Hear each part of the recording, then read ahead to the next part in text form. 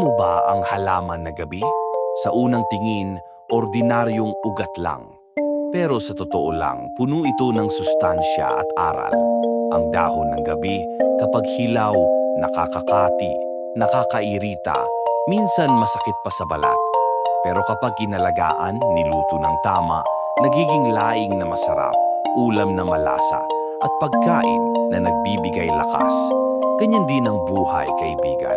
Minsan, may mga karanasang nakakairita, masakit, at mahirap tanggapin.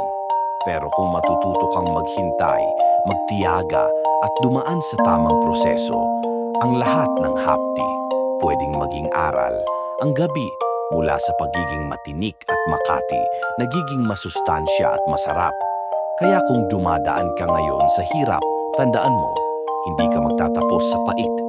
May tamis, may sustansya, at may magandang kinabukasan na naghihintay.